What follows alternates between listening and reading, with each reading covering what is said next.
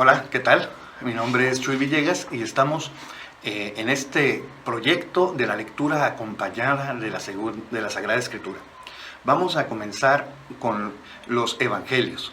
Los Evangelios que son la base de toda la doctrina, toda la enseñanza de Jesús, nuestro Señor Jesucristo, a sus apóstoles y a través de los apóstoles a toda la humanidad a la cual ellos fueron enviados, es decir, este enviado universal, este enviado católico. Eso es la Iglesia universal, la única iglesia fundada por Cristo, enviada por Jesús a todos los rincones de la tierra, es decir, es un envío a toda la catolicidad, a toda la universalidad de los hombres, de toda raza, credo, nación, para que fueran hechos discípulos del Señor Jesucristo.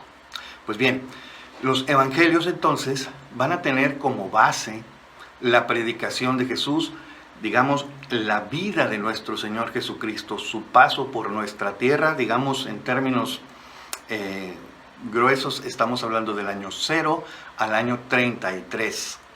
Si bien es cierto que se puede entrar en el tema de qué tan exacto fue calculado el año 0, que si Jesús nació un poco antes o un poquito, digamos, no exactamente en el año 0 y que si murió en el año 30 o 33, bueno, ya son cosas, digamos que pequeños detalles que no son, digamos, una materia que haga diferencia en el mensaje. Pero es interesante conocerlo como un dato, digamos, anecdótico, ¿no? Estamos hablando entonces del año 0 al año 33 aproximadamente. Es el tiempo donde Jesús pasa humanamente por nuestro mundo y deja su enseñanza. A partir de allí, vamos a decir, el testimonio de aquellos que recibieron este mensaje, específicamente y de manera especial los 12 que convivieron con él día y noche, ¿verdad? Los 12 apóstoles van a dar también después su testimonio.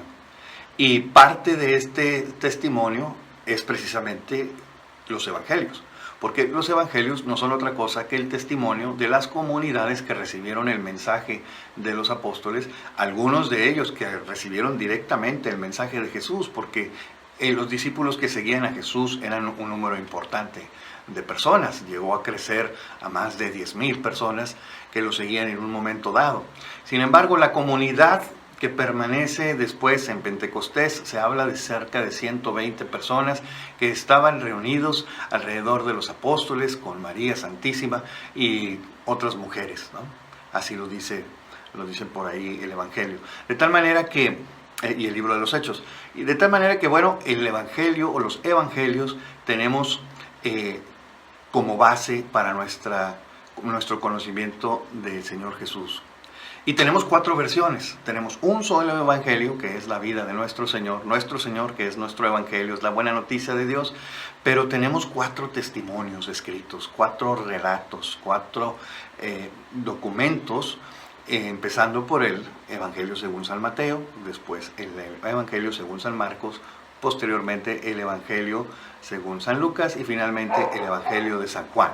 La razón por las que están en este orden en nuestras Biblias principalmente es porque es el orden en que fueron aceptándose, digamos, por las mismas comunidades que los fueron recibiendo y porque, digamos, fueron los que gozaban en ese momento de mayor credibilidad. Es decir, vamos a ver que el Evangelio de Mateo, por ejemplo, por su estructura, es un evangelio muy judío, con una estructura muy judía y que entonces, siendo los primeros discípulos judíos, ¿verdad?, pues adoptaron rápidamente este relato escrito por Mateo y posteriormente Marcos, que fue, digamos, un acompañante muy cercano a San Pedro, pues habrá escrito en Roma o en sus alrededores, de tal manera que la comunidad de Roma, que también llegó a ser muy importante, pues también aporta este relato, digamos, al conjunto de documentos que se atesoraban como parte